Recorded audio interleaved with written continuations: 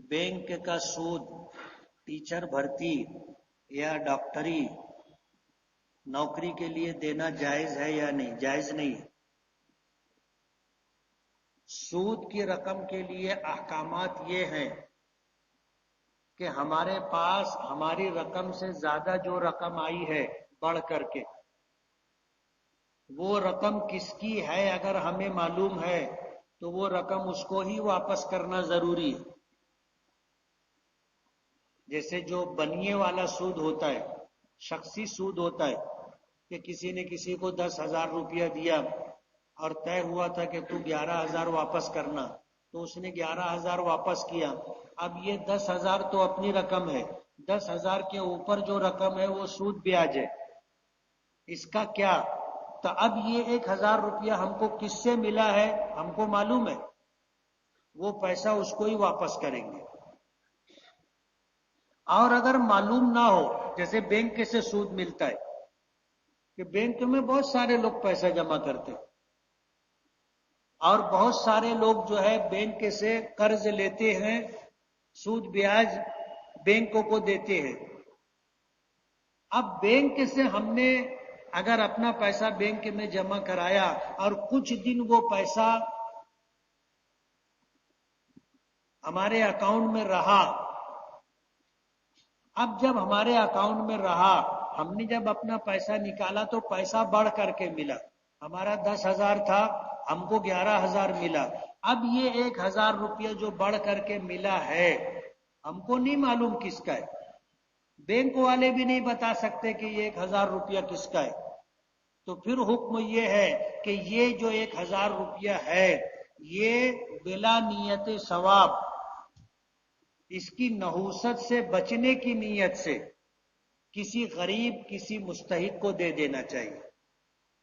यानी उसमें हमको सवाब मिलेगा ये नियत भी नहीं करने का, और नियत ये करने का कि इसकी नहूसत से अल्लाह पाक मुझे बचा दे, बैंक में नहीं छोड़ने का।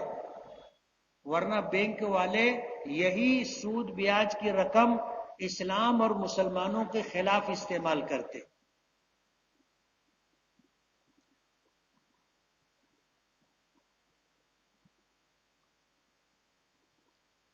शादी में जो रस्में होती हैं जैसे हल्दी लगाना, सेहरा पहनना वगैरह, जायज है या नाजायज? और अगर घर वाले इसरार करें तो करने में कोई हरज तो नहीं। ये रसूमात हैं, शरई अहकामात नहीं है। अगर ऐसी मजबूरी है कि घर वाले बहुत बज़िद है तो जायज तरीके से ये काम किया जा सकता है। जैसे हल्दी लगाना, आदमी खुद लगा लेंगे, लेकिन हल्दी लगाने का जो तरीका है कि आदमी को चड्डी पहना के बिठा देते और औरतें उसको हल्दी लगाती है चेहरे पर, हाथ पर, पीठ पर, पैर पर, जायज नहीं है। अपने हाथ से हल्दी आप लगा सकते, और जरूरी नहीं है कि शादी है तो हल्दी लगाओ, आज भी तुम लगा सकते हो। हल्दी लगाने से रंग साफ होता है ऐसा समझा जाता है, तो आप अपना रंग साफ करने के लिए आज हल्दी लगाना चाहो तो लगा सकते हो। इसी तरह सेहरा पहनना, ऐसा बताते हैं कि ये कब से शुरू हुआ, तो बताते हैं कि एक बादशाह था, उसका लड़का था, वो बहुत बदशक्ल था, उसका निकाह करना था, तो उसका चेहरा छुपाने के लिए उसको फूलों की जो है लड़ी उसके चेहरे पर डाली गई थी। लेकिन अब तो ऐसा होता है कि सर से लेकर के पैर तक, और बास सेहरा इतना वजनी होता है कि गर्दन दुखने लगती है। वो जब बेचारा निकाह के लिए बैठता है तो उसकी गर्दन सीधी नहीं होती। ये नहीं होना चाहिए, तो बस फजूल खर्ची है। फजूल खर्ची से मिलता क्या है? कोई फायदा नहीं है। सेहरा पहनने का कोई फायदा है? कोई फायदा नहीं है। सब नकली फूल रहता है, उसमें खुशबू भी नहीं रहती। असली रहे तो भी उसमें खुशबू नहीं रहती, बेखुशबू का फूल।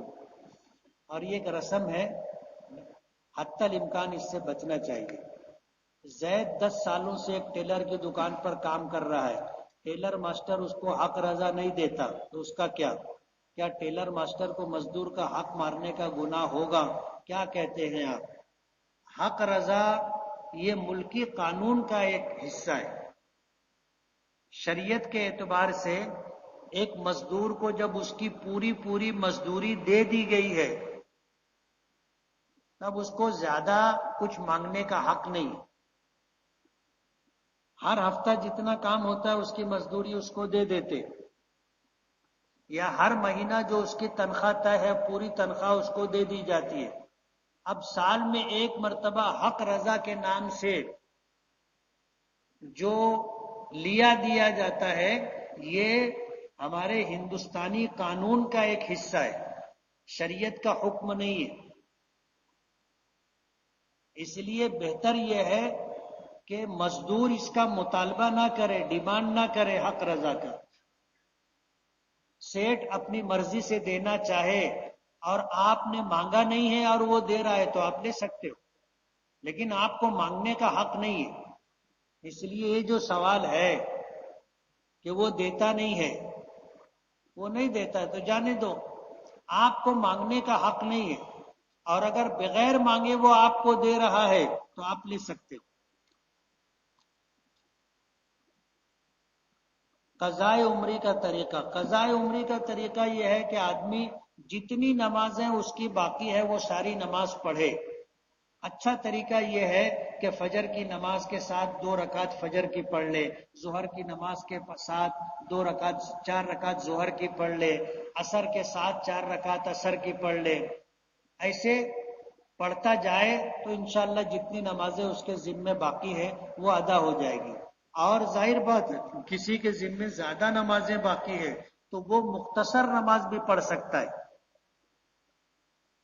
کہ سورہ فاتحہ پڑھے، اس کے بعد قل هو اللہ پڑھ لے، انا اعطینا پڑھ لے، والعصر پڑھ لے، اور رکوع میں 1 مرتبہ سبحان ربی العظیم پڑھ لے، سجدے میں 1 مرتبہ سبحان ربی الاعلی پڑھ لے، اور التحیات جب پڑھتے ہیں آخری قاعدے میں تو اس کے بعد مختصر درود پڑھ لے صلی اللہ علیہ وسلم۔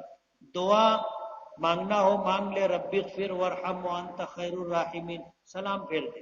ایسی مختصر نماز بھی پڑھ سکتا ہے۔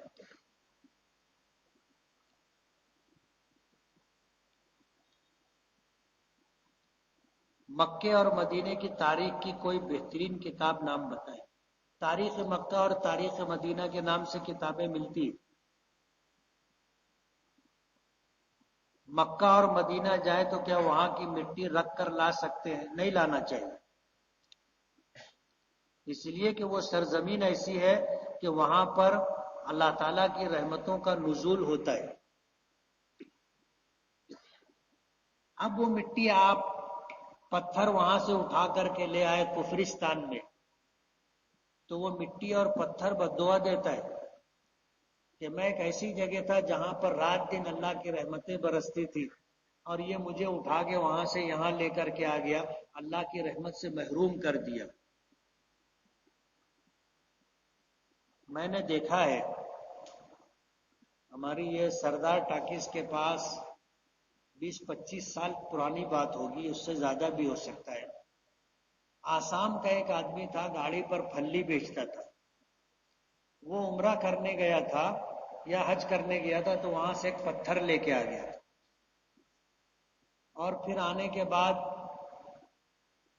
کچھ دنوں میں وہ کاروباری اعتبار سے بہت پریشان ہو گیا اور اس کا دھندا بیٹھتا چلا گیا۔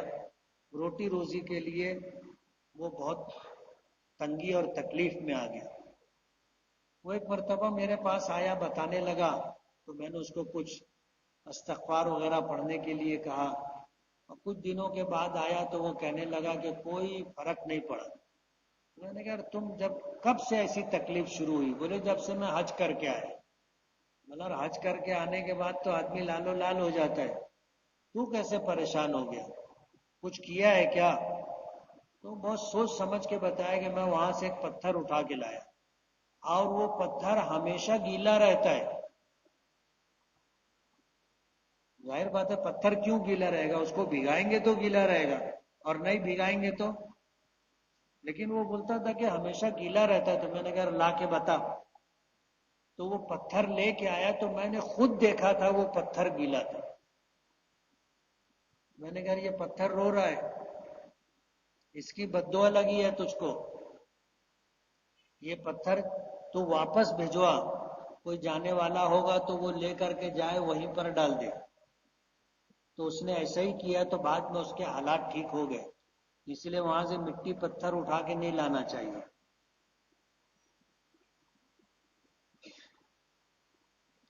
ہمارے یہاں امام صاحب نماز میں نستعین کو نستعین پڑھتے ہیں, یعنی الف بڑھا کر کے, تو نماز ہو جائے گی, ہو جائے گی, لیکن غلط ہے یہ.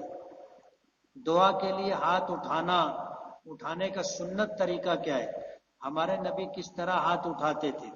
ہاتھ اٹھانے کا طریقہ یہ ہے کہ اپنے کاندھوں کے مقابل رہے, ایسے ہاتھ اٹھانا چاہیے, اور دونوں ہاتھ کے درمیان تھوڑا سا فاصلہ رہے, ایک دم ایسے ملا کر کے نہیں, ایسے ہاتھ ایسے کاندھے کے سامنے ہاتھ رہے.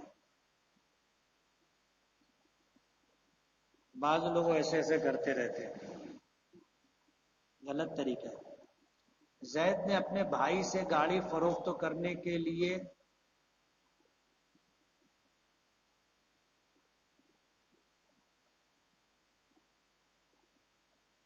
فروخت کرنے کے لیے 50,000 میں خریدی اور 70,000 میں بیچی, تو اوپر کا 20,000 زید کے لیے جائز ہے. اگر اس نے اپنے بھائی سے خرید لیا ہے 50,000 میں اور پھر 70 میں بیچا ہے تو 20 اس کا اپنا نفع ہے, جائز ہے اس کے لیے. اور اگر ایسا معاملہ نہیں ہوا تھا, یہ ہوا تھا کہ اللہ تیری گاڑی میں بیچ دیتا, اس سے پوچھا کہاں تک بیچنے کا, اس نے کہا کہ 50 تک بیچ دینا. اب اس نے 70 میں بیچا تو یہ جو 20,000 روپیہ ہے بیچنے والے کے لیے جائز نہیں ہے, وہ جس کی گاڑی تھی بھائی کی اسی کو دینا پڑے گا. وضو کے دوران اگر کوئی جگہ 4 مرتبہ دھو لی جائے تو کیا وضو ہوگا؟ ہو جائے گا, لیکن 1 مرتبہ دھونا فرض ہے, 3 مرتبہ دھونا سنت ہے, 4 مرتبہ دھونا اسراف فضول خرچی ہے, خلاف سنت ہے. پیپل اور برگد کے درخت پر کیا جن لوگ رہتے ہیں؟ کیا رہتے ہیں؟ ان کا اپنا گھر نہیں ہوتا, وہ ہماری طرح گھر نہیں بناتے, وہ پہاڑوں پر رہتے ہیں, جنگلوں میں رہتے ہیں, درختوں پر رہتے ہیں. اس لیے حضور نے فرمایا کہ درختوں کے نیچے پیشاب پاخانہ مت کرو, اور جب کہیں جنگل میں کسی جگہ پیشاب کرنے کے لیے بیٹھو تو سوراخ میں بل میں پیشاب پاخانہ مت کرو, یہ بھی ان کے رہنے کی جگہ ہوتی. مجھے میرے ایمان کا پتہ لگانا ہے تو کیسے لگے گا؟ ایمان ہے یا نہیں ہے, یہ پرکھنے کا طریقہ یہ ہے کہ اگر گناہ اور برائی کھٹکے اور دل منع کرے تو اس کا مطلب یہ ہے کہ ایمان ہے, اور اگر گناہ کر رہے ہیں اور دل میں ذرا بھی کھٹک نہیں ہے تو یہ علامت ہے کہ ایمان نہیں.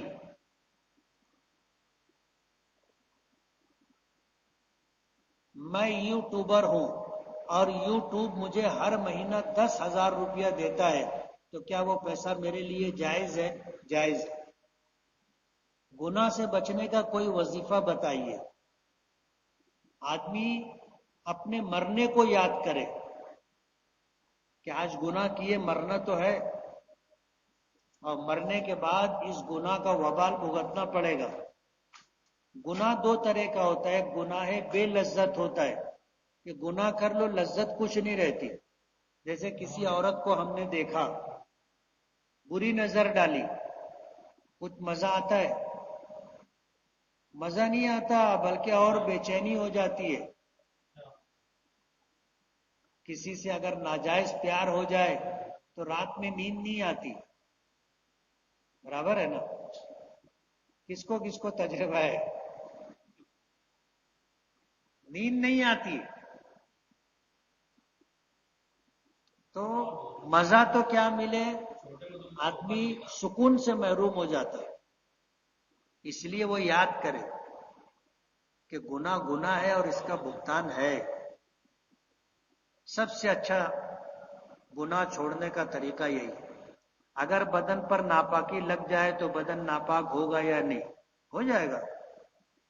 ناپاکی لگے گی بدن ناپاک ہو جائے گا. ناپاکی دو طرح کی ہوتی. ایک ناپاکی وہ ہوتی ہے جو ناپاکی لگنے سے ناپاکی نہیں ہوتی. پیشاب پاخانہ کرنے سے، قے کرنے سے، ری خارج ہو جانے سے، خون یا پیپ زخم سے نکل جانے سے ناپاکی لاحق ہوتی ہے. یا ہم بستری کرنے سے، احتلام ہو جانے سے ناپاکی ہو جاتی ہے. تو احتلام اور ہم بستری کے علاوہ جو ناپاکی ہوتی ہے وہ وضو کرنے سے ختم ہوتی ہے. اور احتلام یا ہم بستری کیا ہو تو غسل کرنے سے وہ ناپاکی ختم ہو جاتی ہے. اس کے علاوہ دوسری ناپاکی وہ ہوتی ہے جو بدن پر لگنے سے، کپڑے پر لگنے سے ناپاکی ہوتی ہے. اس کو دھو لو تو ناپاکی دور ہو جاتی ہے.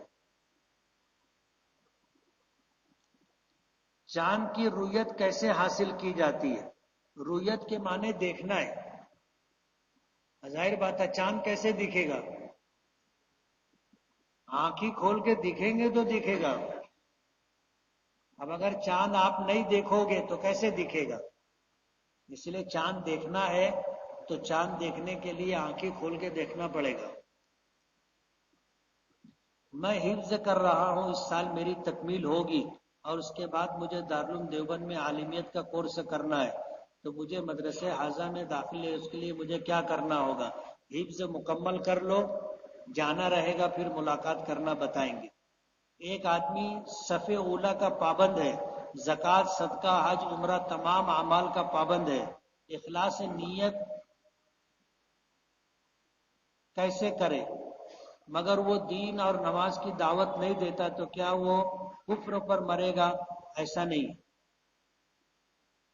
اللہ اس کے رسول کے احکامات کو پورا کر رہا ہے تو انشاءاللہ ایمان پر مرے گا، چاہے وہ کسی کو ایمان کی دعوت دیوے نہ دیوے، چاہے وہ کسی کو نماز کی طرف بلائے نہ بلائے.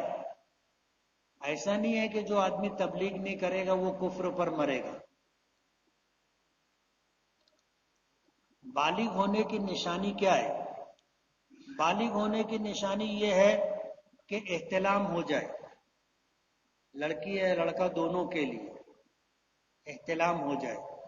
اور اگر احتلام نہیں ہوا تو لڑکی کی عمر 12 سال ہو جائے اور لڑکے کی عمر 15 سال ہو جائے تو اس کو بالغ مانا جائے گا. مسجد کے اندر بیٹھ کر موبائل میں قرآن پڑھنا جائز ہے؟ جائز ہے. الف لام میم وغیرہ ایسے الفاظ، ان کا مطلب کیا ہے اللہ بہتر جانتا ہے، ہمیں معلوم نہیں. کسی غیر مسلم کے گھر کھانا پینا جائز ہے یا نہ یا نہیں؟ اگر وہ ضد کرے تو جس کی آمدنی جائز ہوگی اس کے یہاں کھانا پینا جائز ہے، پھر وہ چاہے کافر کا ہی گھر کیوں نہ ہو. اور اگر آمدنی جائز اور حلال نہیں ہے تو اس کے یہاں کھانا جائز نہیں ہے، چاہے مسلمان کا ہی گھر کیوں نہ ہو. حافظہ تیز کرنے کی کیا دعا ہے؟ گناہوں سے بچنے سے حافظہ تیز ہوتا ہے. قرآن پاک کا سجدہ ایک مرتبہ نیت کرنے کے بعد کتنا سجدہ کر سکتے؟ آدمی جتنا سجدہ کرنا چاہے کر سکتا ہے. یہ اگلے ہفتہ دیکھو. بسم اللہ الرحمن الرحیم، الحمد للہ رب العالمین.